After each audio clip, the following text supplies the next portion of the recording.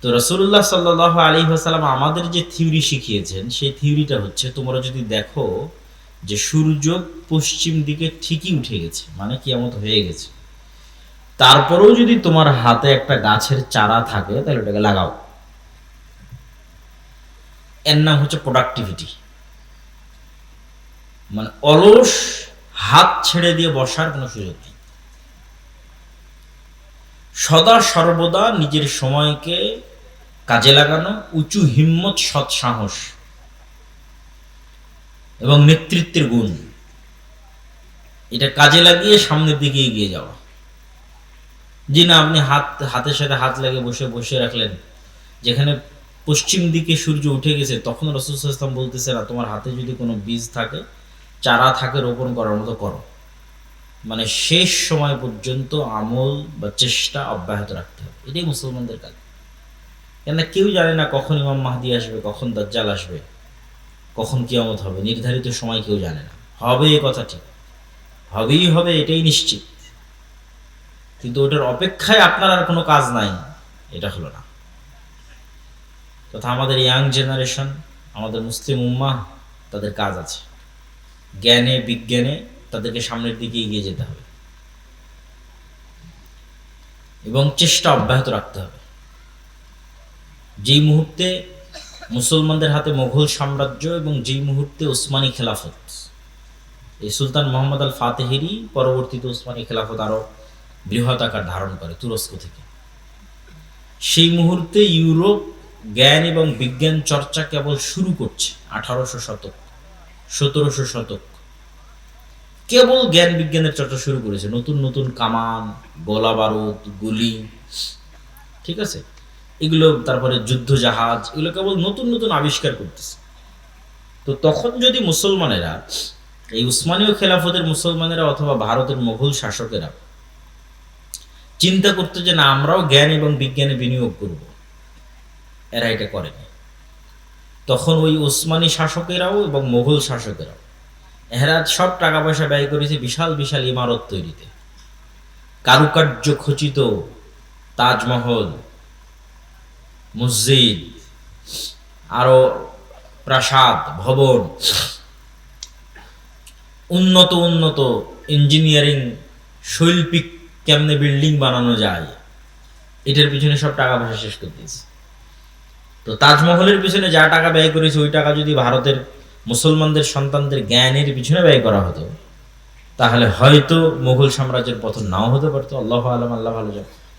হয়তো যখন ব্রিটিশরা এই দেশে এসেছিল তখন হয়তো তাদের মতো শক্তি সামর্থ্য মুসলমানদেরও থাকতো লড়াই করার মতো। তো একই অবস্থা আজকে মুসলমানদের বিরাজ করছে। এই যে মুসলমানদের তেল আছে, গ্যাস আছে, টাকা পয়সা আছে, রিসোর্স আছে, সমুদ্রের প্রণালী আছে, কিন্তু এই টাকা পয়সাগুলো মুসলমানরা কি করতেছে? বিশাল বিশাল উঁচু উঁচু বিল্ডিং, পর্যটন খাত, যে আমরা পর্যটন খাতকে উন্নত করব, পর্যটন খাতের পিছনে ব্যয় করব, মানুষ আসবে ঘুরতে, এখান থেকে আমরা ইনকাম করব। এই যেটার পিছনে ব্যয়, জ্ঞান এবং বিজ্ঞান শিখার পিছনে কোনো ব্যয় আছে, কিন্তু ওই মাপের ব্যয় নাই যে না, আমার মূল টার্গেট জ্ঞান বিজ্ঞান। তো কিরকম ভয়াবহ পরিস্থিতির মুখোমুখি হতে পারে মুসলমানেরা, তা তো চোখের সামনেই দেখা যাচ্ছে। তো এই জন্য আমাদেরও নিজ নিজ সাধ্যের জায়গা থেকে যে না, হ্যাঁ, আমি আমার জায়গা থেকে কি করতে পারি, আমাদেরকেও আমাদের জায়গা থেকে দুটো কাজ করতে হবে। সৎ নেতৃত্ব কিভাবে তৈরি হবে তার প্র্যাকটিস, জ্ঞান এবং বিজ্ঞানে কিভাবে আমরা সামনের দিকে এগিয়ে যাব তার চেষ্টা। আমাদের বিশ্ববিদ্যালয়গুলোর অবস্থা আরো শোচনীয়। আরব বলেন, পারস্য বলেন, তারা মোটামুটি তাও কিছু আছে, আমাদের দেশে তাও না। এখানে অতটুকুও নাই, এখানে শুধু চেতনা বিক্রি হয়, সভাপতি আর সহসভাপতি পদ বিক্রি হয়, আর দলীয় এবং ছাত্র রাজনীতি এবং অস্ত্র মারামারি গন্ডগোল এটাই শেখানো হয়।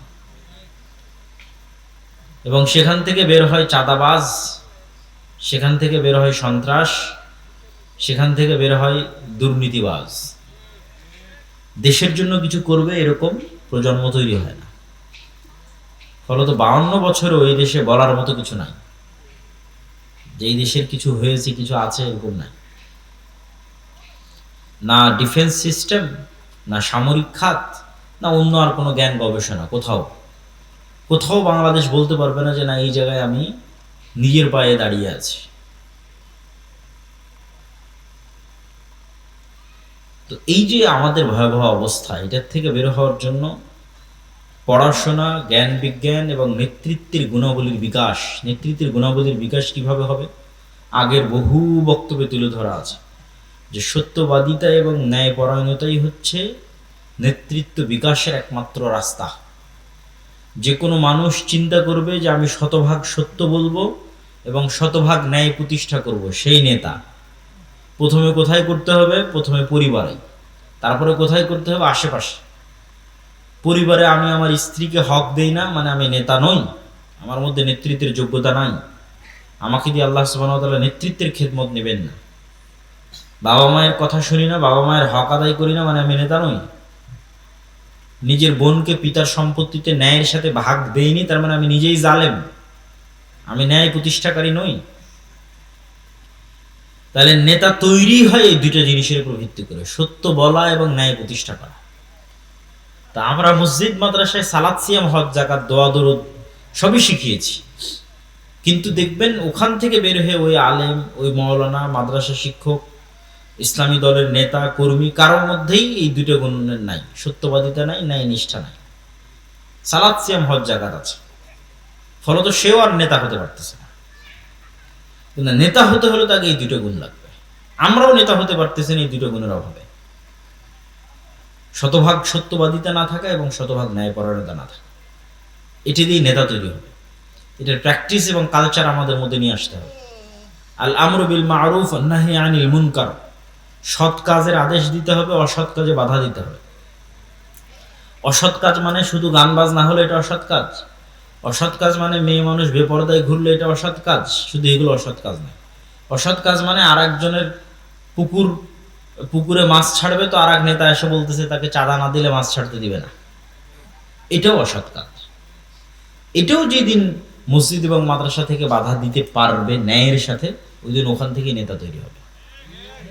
অন্যায়ের প্রতিবাদ করতে গিয়ে নেতা তৈরি হয়, এবং সেখান থেকে নেতা তৈরি হলো কোন নেতাকে আল্লাহ কবুল করবে আল্লাহ সুবহানাহু ওয়া তাআলা ভালো জানেন।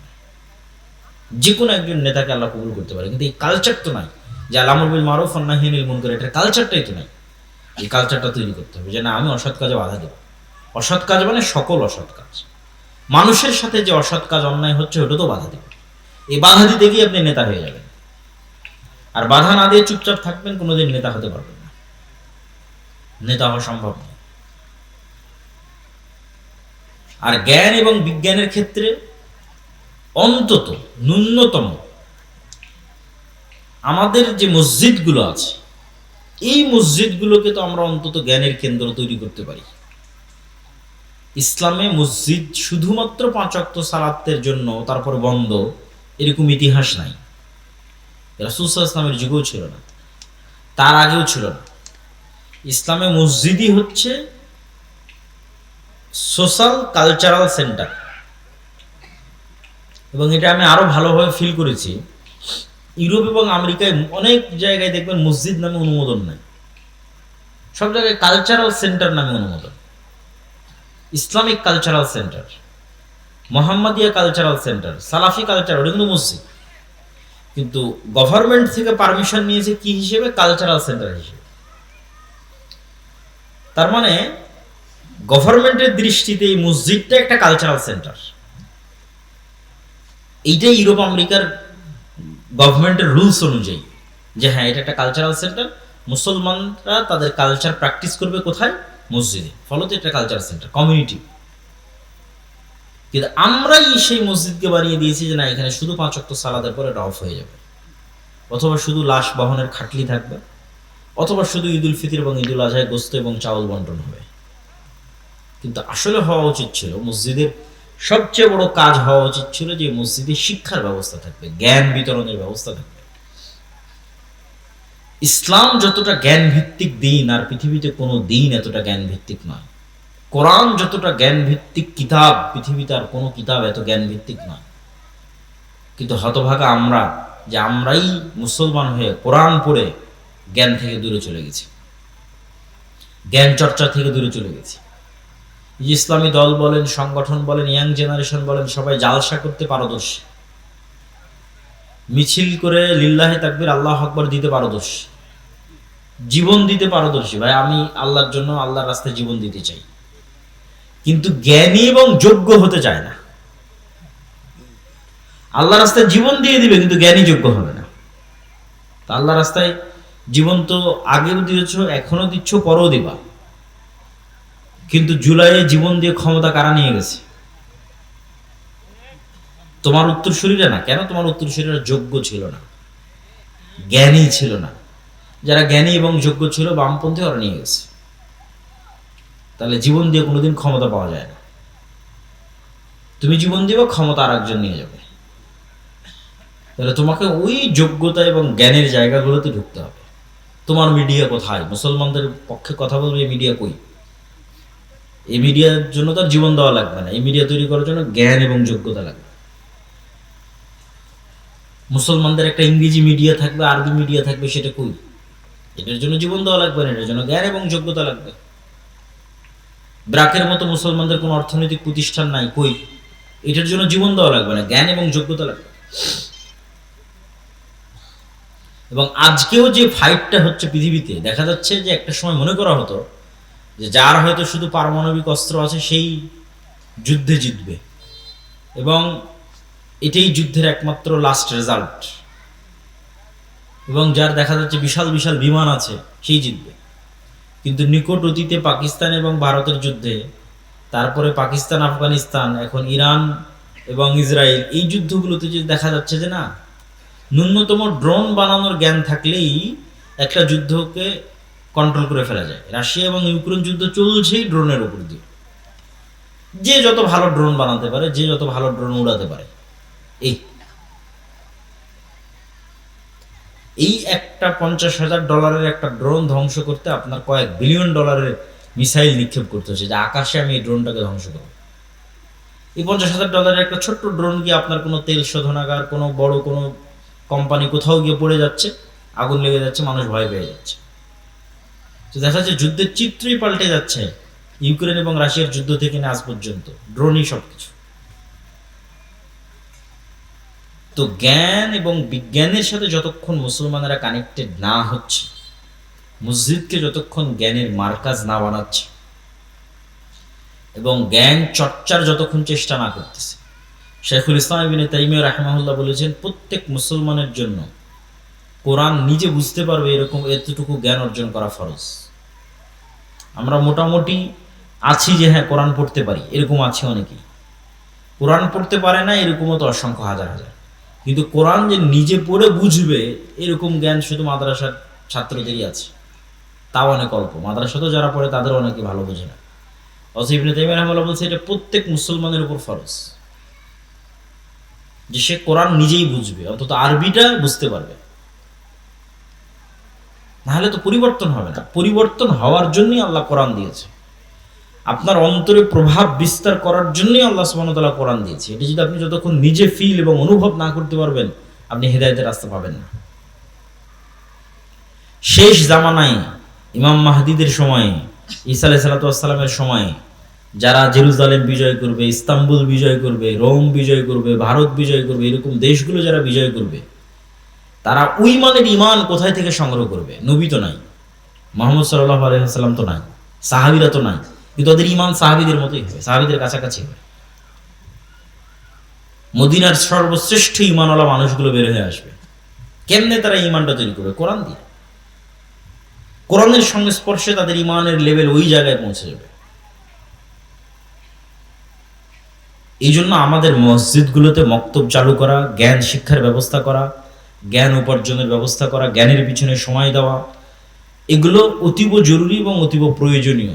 এবং এই যে যা অর্থ আমরা জালসা সম্মেলনের জন্য ব্যয় করে থাকি, এই অর্থের একটা অংশ যদি আপনি ইমামের বেতন বাড়ানোর জন্য ব্যয় করেন, এই অর্থের একটা অংশ যদি ইমামকে ভালো প্রশিক্ষণ দেওয়ার জন্য ব্যয় করেন, এই অর্থের একটা অংশ যদি ওই ইমামকে প্রশিক্ষণ দিয়ে গ্রামে মক্তবের বাচ্চাদের কেমনে শতভাগ মক্তবে বাচ্চাদের উপস্থিত করানো যায়, তার পুরস্কার প্রতিযোগিতা ওগুলোর পিছনে ব্যয় করেন, তাহলে আপনার এই জালসা করে যাওয়া উপকার হয়েছে তার চেয়ে 10 গুণ 100 গুণ বেশি উপকার হবে।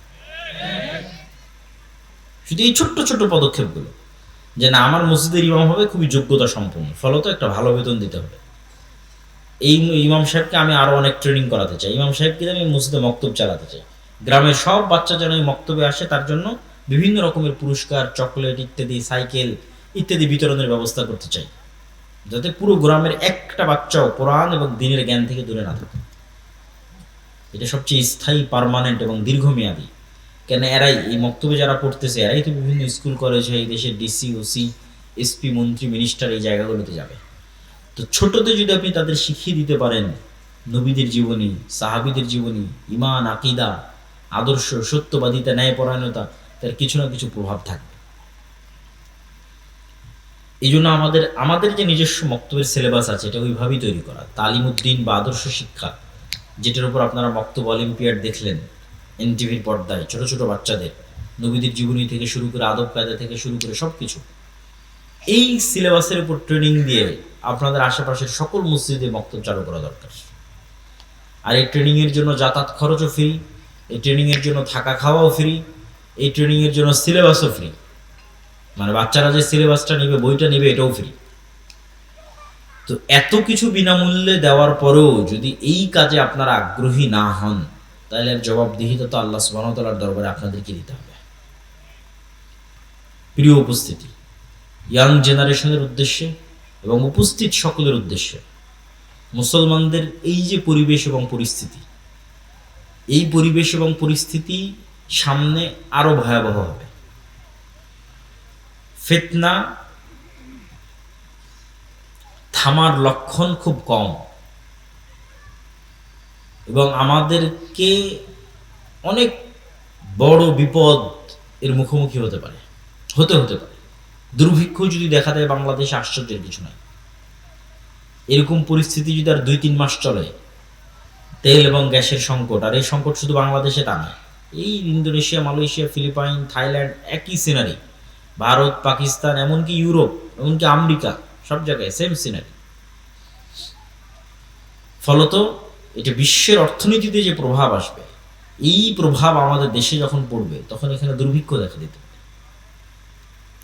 আপনার তেলের দাম বাড়ার সাথে সাথে সারের দাম বাড়বে, আপনার চাষের খরচ বেড়ে যাবে, ফলত সকল দিক থেকে আমরা একটা বিপদ মুহূর্ত এবং ফিতনাময় মুহূর্তের দিকে পড়ে যাব। এবং এই শেষ জামানাগুলোতে দাজ্জাল বা দাজ্জালীয় শক্তির যে ফিতনা, এই ফিতনা থেকে বাঁচার একটাই উপায়, এটা বলে আমার বক্তব্য শেষের দিকে চলে যাবো, যে এইরকম ভয়ঙ্কর মুহূর্তগুলোতে আপনি কিভাবে ফিতনা থেকে বাঁচবেন।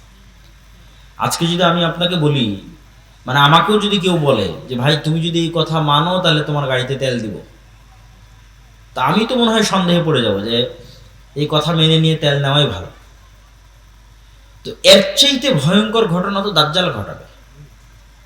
এই তেল নয়, দাজ্জাল বলবে আকাশ বৃষ্টি বন্ধ করে দেবে, জমিন ফসল বন্ধ করে দিবে, হয় আমাকে রব মানো, নাহলে আকাশে বৃষ্টি বন্ধ, জমিনের ফসল বন্ধ। এখন যদি আপনাকে বলি যে ভাই তুমি এই কাজ না করলে তোমার তেল নাই, তোমার মোটর সাইকেলে তেল নাই, তোমার গাড়িতে তেল নাই, তো সবাই যে ইমান বিক্রি করে দিবে, কয়জন ইমান নিয়ে থাকবে? তো এই ফিতনার সময়গুলো আমাদের ইন্ডিকেট করছে, বুঝাচ্ছে যে আপনি কিভাবে ফিতনা থেকে বেঁচে থাকবেন। ফিতনা থেকে বেঁচে থাকার জন্য দুটো রাস্তা ছাড়া আর কোনো রাস্তা নেই আমার জানা নাই, যে ফিতনার সময় আমরা ফিতনা থেকে বেঁচে থাকবো। এক, পরকালের প্রতি অগাধ আস্থা, যেন আমি পরকালই আছি, পরকাল যেন দেখে নিয়েছি, পরকাল যেন আমি স্বাদ আস্বাদন করে নিয়েছি, আমি যেন মারা গেছিলাম, মৃত্যুবরণ করে জান্নাত জাহান্নাম কবর ঘুরে তারপরে আবার দুনিয়াতে এসেছি। পরকালের প্রতি এই লেভেলের অগাধ আস্থা। আব্দুর রহিম যে মৃত্যু এবং কবরের বর্ণনা শোনাচ্ছিল, জান্নাত জাহান্নামের বর্ণনা শোনাচ্ছিল, এটার প্রতি যতক্ষণ অগাধ আস্থা তৈরি না হবে ততক্ষণ আপনি দুনিয়া বিসর্জন দিতে পারবেন না। দুনিয়া তখনই বিসর্জন দিতে পারবেন যখন জান্নাতে আপনার জায়গাটা দেখতে পাবেন, যে জান্নাত হচ্ছে আসল জীবন। আমাল হায়াতুদ দুনিয়া ইল্লা লাইবুন ওয়া লাহু, দুনিয়া তো খেল তামাশা মাত্র। ওমা ইনদাল্লাহ খায়রুন ওয়াবাক, আল্লাহর নিকটে যা আছে ওটাই উত্তম এবং ওটাই চিরস্থায়ী, তথা পরকাল। এই পরকাল দেখতে পাওয়ার কারণে আসহাবুল উখদুদের সম্ভব হয়েছিল আগুনে ঢুকে যাওয়া। সূরা বুরুজের মতো, আস-সামাই যাতিল বুরুজ ওয়াল ইয়াউমিল মাউউদ ওয়া শাহিদু ওয়া মাশহুদ কুতিলা আসহাবুল উখদুদ, যে তাদের বলা হলো হয় ঈমান ছাড়ো না হয় আগুনে ঢোকো। তোরা আগুনে ঢুকে গেছে, তো কেমনে সম্ভব যে আপনি আগুনের মধ্যে স্বেচ্ছায় ঢুকে জ্বলে পুড়ে যাবেন? তখনই সম্ভব যখন আপনি আগুনের মধ্যে জান্নাত দেখতে পাবেন, আর ওই আগুন থেকে পিছনে যখন জাহান্নাম দেখতে পাবেন। যে আমি যদি আগুনে না ঢুকি, ঈমান ত্যাগ করি, তাহলে পিছনে আমার বাড়ি ঘরে আসলে জাহান্নামের আগুন অপেক্ষা করছে। এটা যখন আপনি স্বচক্ষে দেখতে পাবেন যে এই সামনে যে আগুন জ্বলতেছে এটা তো জান্নাত, তখন ঢুকে যাবেন। এই সেম ঘটনা দাজ্জাল ঘটাবে, বলবে দাজ্জালের জান্নাত জাহান্নাম, দাজ্জালের জাহান্নাম জান্নাত। পরকালের প্রতি অগাধ আস্থা ছাড়া আপনি ঈমান বাঁচাতে পারবেন না। সামান্য কিছুর বিনিময়ে ঈমান বিক্রি করে দেবেন, 1 টাকা অবৈধ 1 টাকার লোভে, সামান্য অর্থের লোভে, সামান্য ফসলের লোভে, সামান্য খাবারের লোভে। আর যখন আপনি মাটি কামড়ে পড়ে থাকবেন যে না খেয়ে মরে যাব, কিন্তু ঈমানের উপর মারা যাব, কেন এটাই আলটিমেট সফলতা, সর্বোচ্চ সফলতা। ঈমানের উপর মরতে পারা, এটাই সফলতা। দুনিয়া অর্জন করা সফলতা নয়। তাহলে পরকালের উপর অগাধ আস্থা ছাড়া শেষ জামানার ফিতনা থেকে বাঁচা সম্ভব নয়। 2, আল্লাহর ক্ষমতা এবং শক্তি সম্পর্কে জ্ঞান অর্জন। আল্লাহর ক্ষমতা, শক্তি, সাহায্য, তাওহীদ, এগুলো দিয়ে কোরআন পরিপূর্ণ। 3, সালাতের উপর অটল থাকা। তাওহীদ কত গুরুত্বপূর্ণ যে ইব্রাহিম আলাইহিস সালাতু ওয়াস সালাম আল্লাহ সুবহানাহু ওয়া তাআলার নিকটে দোয়া করছেন, রব্বি জাআল হাযাল বালাদা আমিনা ওয়াজনুবনি ওয়া বানিয়া আন না'বুদাল আসনাম। হে আল্লাহ, এই মক্কা শহরকে নিরাপদ করে দেন, আর আমার পরবর্তী বংশধর যেন কেউ মূর্তি পূজক না হয়, মানে শিরক না করে। আরো একটা দোয়া কি করছেন, রব্বি জাআলনি মুকিমাস সালাহ ওয়া মিন যুররিয়াতি। আল্লাহ, আমি যেন কোনোদিন বেনামাজি না হই, আমার পরবর্তী বংশধর যেন বেনামাজি না হয়। তাহলে পরকালের উপর অগাধ আস্থা, আল্লাহর উপর ঈমান এবং সালাত, এই 3টে জিনিস যদি মুসলমান মজবুত ভাবে আঁকড়ে ধরে থাকে, তাহলে পৃথিবীর কোনো শক্তি মুসলমানদের পরাজিত করতে পারবে না। পরাজিত করতে না পারা মানে এই নয় যে আপনাকে ক্ষমতার থেকে ফেলে দিল। পরাজিত করতে না পারা মানে আপনার ঈমান কিনতে পারেনি, এটাই পরাজিত না করা। কেননা দাজ্জাল যখন আসবে, সব ক্ষমতা তো দাজ্জাল নিয়েই নিবে। তাহলে কি মুমিনরা পরাজিত হয়ে গেল? সব ক্ষমতা যে দাজ্জাল নিয়ে নিল, তো মুমিনরা পরাজিত হয়ে গেল? আল্লাহর নবী বলছেন, শামের আকাবা, শামের গিরিপথের মধ্যে একদল মুসলমান অপেক্ষা করবে, যারা ক্ষুধার তাড়নায় তাদের ধনুক পর্যন্ত জ্বালিয়ে খাবে। দাজ্জালের ফিতনার সময় কোনো খাবার থাকবে না। তো ওই মুমিন মুসলমানেরা পরাজিত না, ওর ঈমান যে দাজ্জাল কিনে নিতে পারেনি, এটাই হলো ওদের সফলতা। ওরা বিজয়ী, দাজ্জাল পরাজিত। তা আপনি সালাতের উপর অটল আছেন, ঈমানের উপর অটল আছেন, এবং পরকাল দেখতে পাচ্ছেন, এবং পরকালের কারণে দুনিয়ার যে কোনো কিছু আপনি বিসর্জন দিতে পারেন জান্নাতের জন্য। এটার উপর যতক্ষণ অটল থাকতে পারবেন, ততক্ষণ আপনি ফিতনা মুক্ত থাকবেন, ফিতনা যত বড়ই হোক, শেষ জামানার ফিতনা হোক আর শুরুর জামানার ফিতনা হোক। কেননা মৃত্যু মুসলমানদের কাছে একটি কাঙ্ক্ষিত বিষয়। মৃত্যু মুসলমানদের কাছে অকাল নয়,